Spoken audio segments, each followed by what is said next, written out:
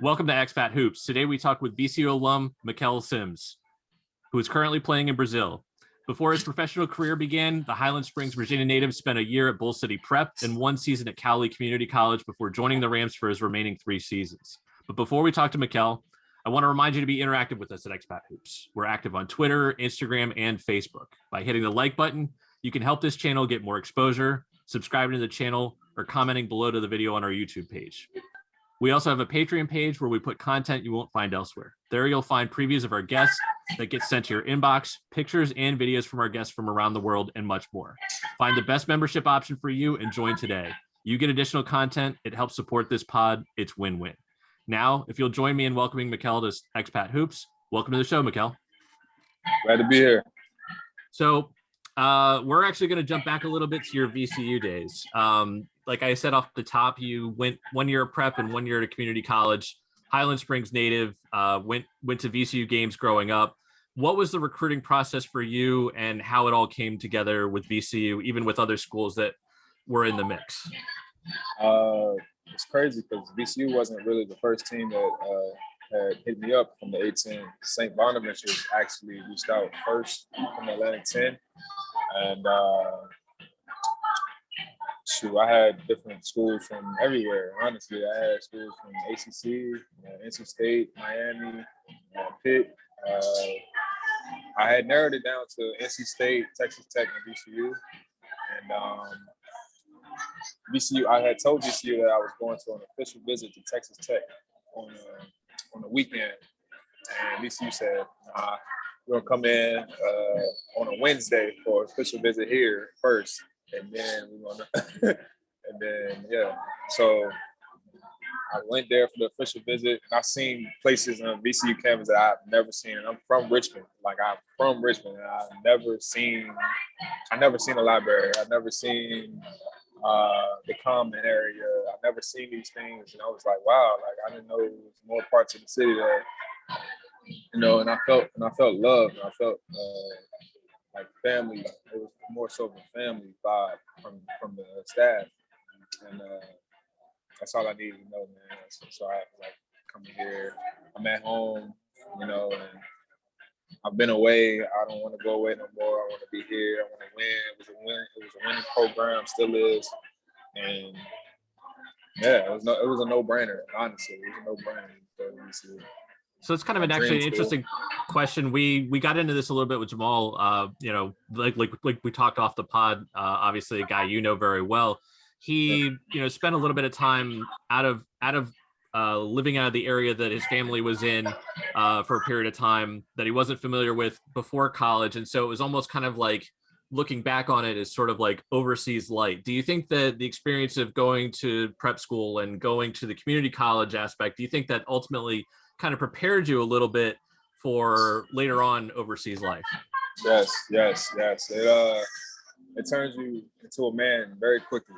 So you're on your own. You have to take care of yourself. You have to provide for yourself. You have to cook. You have to wash clothes. You have to do a lot of things that you're not so used to doing.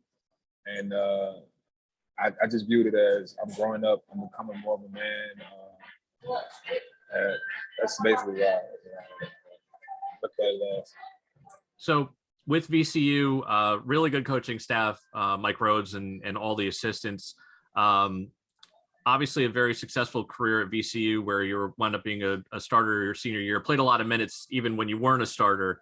How did the college experience at VCU prepare you, not only in terms of developing as a player, but in terms of preparing you for the next level to be a professional? Sure. Pretty much, I want to say conditioning wise is the most helpful thing, man. Like now I can just run up and down like easily, like I don't get tired, I don't get fatigued. And back in VCU, that's all we did, like I'll be gassed in practice and conditioning workouts and stuff like that because that's all we breathe. It's a wild dog mentality there. In order to play there, you have to have that chip on your shoulder. So I continue to have that chip. I carried it on where I'm at now, and I'm leading the league in minutes, which is crazy. I'm leading the league in minutes played right now, and I don't know, man. I thank VCU because it made me who I am today. I don't complain much. I don't do anything. Like, we run it, I don't care. Let's run how much we running. Let's go. Like, coach take me out. No, I'm good. I'm not tired. Let's go, man. Like, that's what VCU taught me. Interesting. So this is always a hard question to ask because usually people that are playing professional always kind of wanted to be a professional, but I guess the question then is, when did you become serious about playing professionally? Like, not that it was just a dream, but you said, okay, I am going to be doing this as a career. Like, what did that look like for you and when did it happen? It's always been a dream, for sure. It's always been a dream. I didn't know it was real until, I want to say, when I got to VCU. So my sophomore year, my first year there, I had a teammate, Justin Tillman. He's having a great professional career now. But he had like NBA scouts coming to our practices and stuff like that. I'm like, damn, this shit is really real. Like, he's, like, it's in my face now. Like, these people are for real. And Coach Rose always tell us, like, these people, man, they do their research on you and they ask about things you like to do, things you like to do in high school, when you was in high school, and like, they take it way back, man. Like, they take it way back, and it kind of stuck with me, like, damn, like, shit, I got a chance. Being here, I got a chance. Like, VCU has a great resume. That's another reason why I went there. They have a great resume of developing pros, professional basketball players. And, that's another reason why I wanted to go there, because I wanted to eventually be a professional basketball player today. And so you go through your college career, get to your senior year. Seniors in terms of basketball is over. This is also kind of in the context of COVID too, just because of when you graduated and when you were done. But what did it look like in terms of actually making the steps to play professionally, in terms of finding an agent, in terms of navigating, okay, how do I actually do this? What did it look like for you? It was a blessing and a curse, I want to say, because it was a great experience on finding different agents. And once the season was over, it was a tragic season too, man. It was crazy. But once the season was over, different agents reach out to us, like our 5 seniors, like, they reach out to us, and it was just crazy, just taking each thing from them and listening to what they have to say and stuff like that. So it was like I'm being recruited all over again, and that process was very embracing. I embraced it all, and I say it's a curse because one bad mistake might end your career, like, in a heartbeat, as far as choosing the right person to represent you and stuff like that, because you can't really trust everyone. You can't really trust everyone, and things might go south, and shit, you may not hear from your agent again. You know what I'm saying? Like, it's real. Like, he might be lying to you about this certain connects and this certain connects, and but you, I'm fresh out. I'm believing every word. I'm excited. I'm ready to work, and you just hop on it. You just hop on it. Ready? All right, cool. This sounds good. All right, let's do this. Let's do that. Whole time, he's not the man that he said he was, and stuff like that. So it's a blessing. It was a blessing and a curse, but I definitely got with the right people. I also learned that it's about who you know. Of course, that's very important for my young guys that's out there. Like, it's definitely about who you know, not what you know. So make sure you stay connected, have great relationships with people. And, yeah, that's pretty much it. That actually was going to be a good segue into my next question that I had prepared. Is like a person thinking of playing overseas come to you and says, what is the thing I need to know about turning pro? I was going to say, what do you tell them? But you said, it's not necessarily, what you know, it's more of who you know. Can you go a little bit more into detail on that?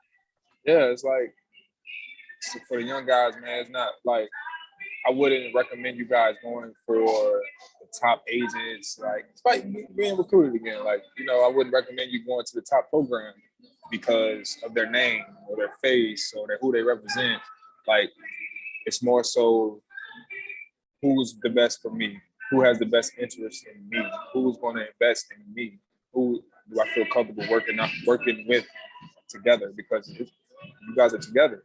Like, it's not just he's looking out for you. No, he's looking out for himself too. He has a family to feed as well. So you gotta understand who's in it for both of you, you know. So that's what I would tell young players today. And jumping back a little bit, one of the other people that we had on before graduated at the same time as you when COVID was breaking out and everything like that. And to your point, was a person that actually had a connection to an agent, and that's how they got started. With you, you said that they reached out to you, and so you kind of are in a unique position when things were locked down in like 2020.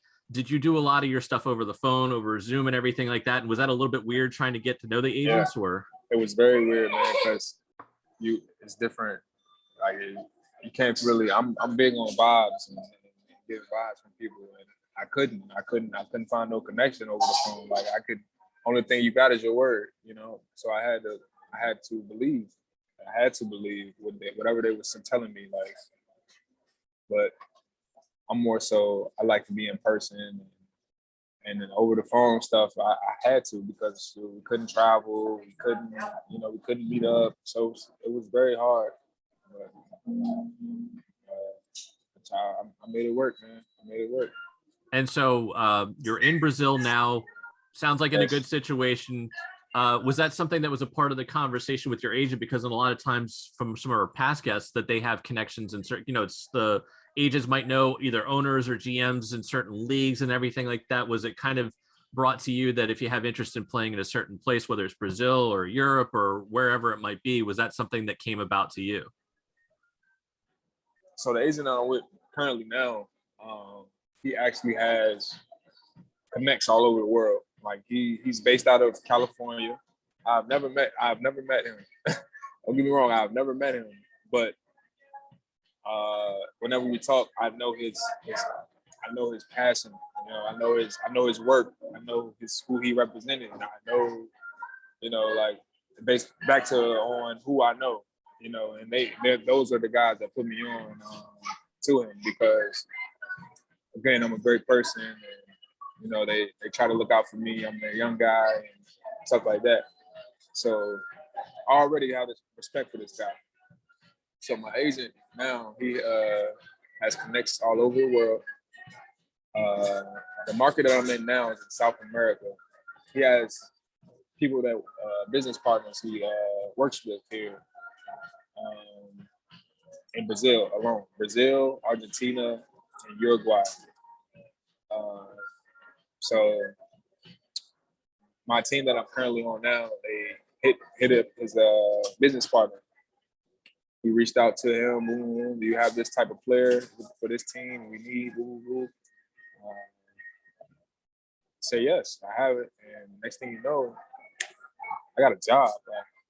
Like, I had a job like the next day. You know what I'm saying? Like, it was crazy, because his name like holds weight. Like, yeah, if that makes sense. Like, his name, like, okay, this guy is well respected, and I know that he has players that, you know, that's the real deal, or live up to their name, you know, live up to the hype type deal. And that's pretty much how I got here. That's my agent I'm with now. I had an agent before. I was telling you like the story. I had an agent before that was just telling me all the BS that you would love to hear. And come to find out, he wasn't really that type of guy, honestly. And I had to let him terminate the contract and stuff like that. So it worked out. And where was that on the timeline? Because you graduated from VCU in May of 2020. COVID's obviously a factor. And as we talked a little bit off the pod, that you didn't get started right away, that this is currently your first season. So you essentially missed the first A year, possible man. season. Yeah, exactly. Yes. So take us through exactly what that experience was like and probably why you switched agents. So the first year out VCU, I signed with a guy based out of Houston. And he was just telling me, like, yeah, I'm gonna have you here, I'm gonna have you this and all that. I can't lie, but it eventually happened. Like I was working out with like John Lucas, if you know who that is, like John Lucas and stuff like that. And he was putting me in great places, you know, like as far as that, but he didn't have that the ties or connects that he said he had wasn't really, you know, honest. And I was always coming up to him like, look, man, I don't want to pursue because he was pushing more so the G League and taking that route. But at the time, which was May, June 2020, nothing was, even the bubble wasn't back yet.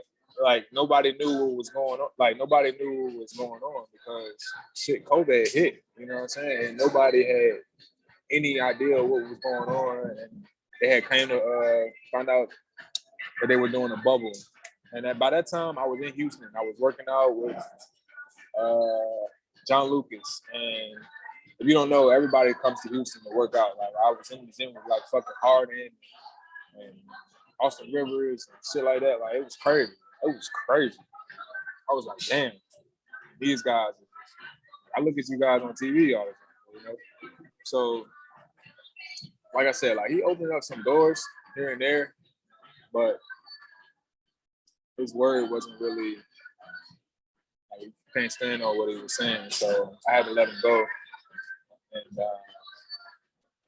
he was just pushing the G League, man. And I was telling him, like, look, bro, I honestly don't want to go that route because I just want to get started and build my own resume and work my way up and shit like that. Like, and he was just like, nah, man, this and that. Like, I had to let you go, man. Because at this point, you looking for something impossible because we don't even know when the G League is going to start up. G League ain't start up till I want to say maybe December, January of 2020. I don't know, something like that.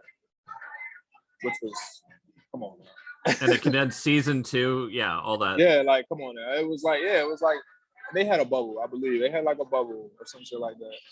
And they wasn't taking any rookies from my understanding. Or if they did, they took like the top rookies from college. So yeah, I had to let him go, man. Probably the best thing I've done for myself, for sure. And so you have wound up in Brazil, and one of the things that we actually sent this tweet out. We're recording on Sunday, the 21st, before Thanksgiving. Wi-Fi is a little bit sketchy, and so there you go. That's why you're in the McDonald's, and that explains the location. But you're in Brazil. Take us through what the city is that you're there, who you're playing for, and how the season is going for you so far. Man, my season, first of all, the city is beautiful, man. The people here love me. I walk around and shit, I take pictures every day. Even at home games, man, like I have my own security just asking me, am I okay to have a few people come take pictures with me and stuff like that. I'm like, this shit is crazy. So the people are welcoming me, you know, and I'm interacting with the people. Like, I'm not that type of guy, you know. I'm here so I won't get fined. Nah, man, I'm here to interact. Like, I'm here to interact. Like, I want to embrace everything. Like, shit, I'm going home and next spring, and I'm gonna tell everybody about this shit, man. I'm gonna tell everybody about this story. Like, it's crazy. I love it here. The team that I'm on, Corinthians, it's beautiful, man. So my team that I'm on now, they was in Division II last year, and they won Division II. So they had moved up to the top league in Brazil. So we playing against some guys, man. Like, we playing against some guys right now. Like, it's crazy. and what makes it so crazy is that I'm a rookie in this league, this top league. And I said, don't know any rookies just come in here. So you had to be somebody to get in here, and you making an impact that you're making. It's crazy right now, man. Like, these are proven vets telling me this, like from everywhere, from America, Colombia, telling me this, like, yo, you got a long career ahead of you, keep playing the way you are, and stuff like that. And I'm really having a great experience for my first trip, man. For my first time. It certainly sounds like it. And I guess the question for you would be, since this is a team that was essentially promoted from the second division up to the top, what's the team composition like, specifically for your team, in terms of how they're going up against, like, you're obviously a new addition. What's the team composition like? How many vets are left over from last year? And who are the other people that have been brought in? And how are you guys actually doing in terms of your season as a team? We're honestly a young team, man. Like, a young team. Most of these guys are 24 and under. 24 and under, with a few 15 years vets. Like, I want to say shit, they might be 38, 37, you know. But we're a young team, man. We're a young team, young club. The other American that plays here with me, this is his first year also. So, like, everything, it's all new to us. Like, it's all new to us. And our expectations is not really that high, because shit, we're a Division II team. Well, we're a Division II team, and now we went up to Division I. Our record currently is 1-8. I'm ashamed to say, but sorry. But that's always kind of the trap of teams that get promoted, though, is that they're in the promotion relegation zone. That's what I'm saying. That's what I'm saying. Like, our expectations not really that high, but you know, it still kind of sucks. You know, on that losing end, man. It's kind of sucks, but it's early. The season is long. The season is very long, bro. Like, shit, like, very long. So anything can happen. Anything can happen. Man. That was actually going to be one of my next questions. Is when did you get down there, and when is your regular season over? At least slated to be. I got here October 5th. And what's so unique about this is all the teams that were playing was here way before that, because they had a season before ours, basically. Like, it's called like a Sao Paulo state tournament type thing. And it's all the teams that's from that state playing. So they're here. Let's say I'm here for 7 months. They're there for 10 months. So they've been here. They've been playing. You know, they already equipped. They already got the chemistry. So, shit, I came here October 5th. I had a scrimmage 10 days. 10 days, man. Like, fresh. Like, I even practiced right after I got off the plane. Like, it was crazy. I even practiced soon as I got off the plane. I came to the gym and I fucking practiced, bro. Like, it's crazy. It's crazy. But I don't know, man. Like, I tell you, I enjoy it. I embrace it, you know, because it's my first ride, and I'm having a hell of a time, man. Like, a hell of a time. And that's good. Honestly, as long as you're getting paid on time and everything like that, that's pretty much the experience that you could ask for. For sure. Nah, for sure. I hear stories all the time. Like, oh, absolutely. Crazy. And actually, that was one of the stories that you hear is, like, the second you get off the plane, they're asking to get you in the gym and everything like that. Oh, so yeah, that's completely consistent. We're in the gym, bro. We're in the gym. Yep. We're in the gym. And I had a bad experience too, man. Oh, go for it. So my dumb ass, I landed in Sao Paulo, right? Sao Paulo, Brazil, whatever. I don't know what you call it. Sao Paulo Airport. So you know how we have connected flights in the United States, right? So I had another flight to get on to go to Porto Alegre. I didn't even know that you had to pick up your luggage and take your luggage with you to the next destination. And back in the States, your luggage meets you at your final destination, right? Mm-hmm. So that's what I'm thinking. So I get there, I get to Porto Alegre, I'm waiting for my suitcase. Bro, I had to been waiting for, like, I want to say an hour and 45 minutes. I'm like, what the hell is going on? Like, did it get lost?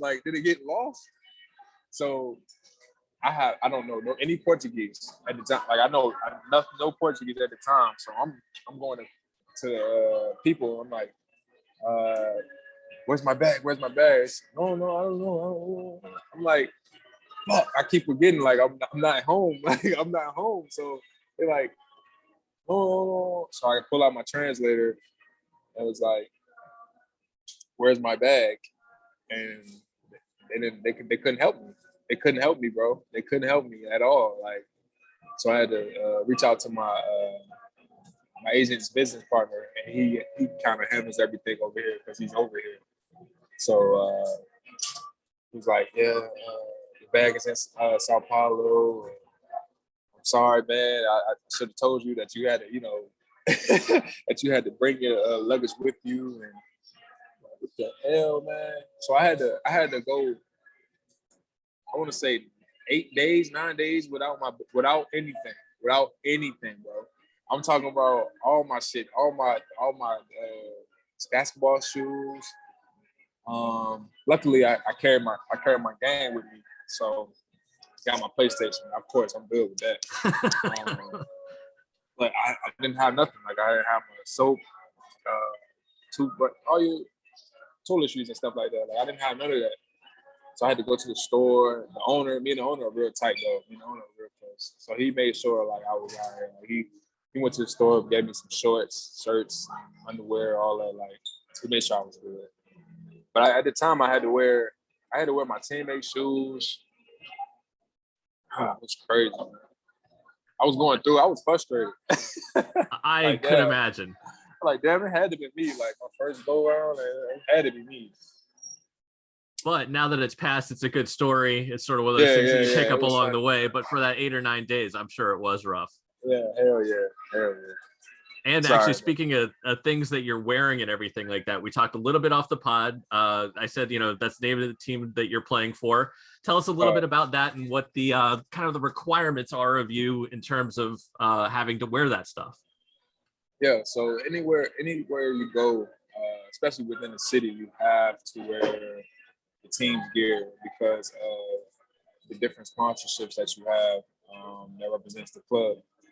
And if you don't obey by it, you could possibly lose the sponsorships. And the sponsorships brings in the money, brings in the, all the good things about, stuff about the team. So you can't lose your sponsorships. So I have to represent the team. I have the shorts on, I have the shirt, I even have the mask. Like, I have everything oriented around the team. So I represent the team wherever I go, and just it makes us look good. It makes us, I represent our club. Yep, exactly. And actually, one of the things, jumping back a little bit, how did you wind up in Brazil? Was it something that you and your agent, like, were there other offers when you were starting out that you had a couple other offers, and why Brazil basically, or how'd you wind up there? We had a few. It wasn't legit offers though. It was more so talking, like all talk. So we had places like Iceland, Argentina, a few more, man. Not Sweden, Slovakia, maybe something like that, but. No, nothing was on the table yet until Brazil had came. And it's the crazy thing about Brazil, once my agent told me, he was like, yeah, we may have a job, but don't get your hopes up yet. In Brazil, one of my mentors from back home, man, his name was Sean McDonald. I just played him the other night, bro. It's crazy. It's so crazy. He's been in Brazil for damn near 12 years. Like, oh, wow. Wow.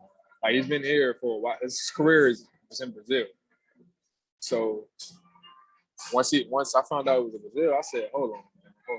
So I hit him up like, yo, you know anything about this club, this and that, He was like, yeah, man, it's a new club that's going to be in our league now, and this and that. The coach is actually like my brother, and I played with him and stuff like that. I said, wow, are you serious? He was like, yeah, man, hold on, I'm ready. Boom, text, boom. We text him.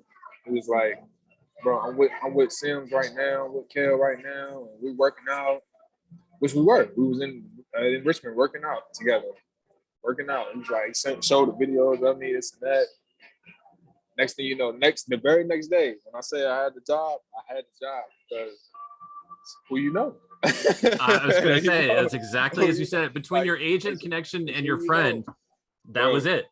Bro, that's all it took, man. That's all it took, man. And that shit was unbelievable, bro. Like, I was like, hold on, Brazil. Like, my boy been there forever. I'm like, he has to know something. Like, he has to know something. Shit, he know everything. That was just, and it's crazy because I just played against him Friday night. It's crazy. Yeah, I think that was the Instagram. Yeah, I was gonna say that was the Instagram picture. I was gonna say I thought I remember that. So we'll certainly put that up as well. What's I can't remember if you said this already. When does the regular season end in Brazil? Oh yeah, the regular season ends in March. Playoffs is in April. So it's like I want to say it's like a college season, collegiate season. Honestly, like we start a little early.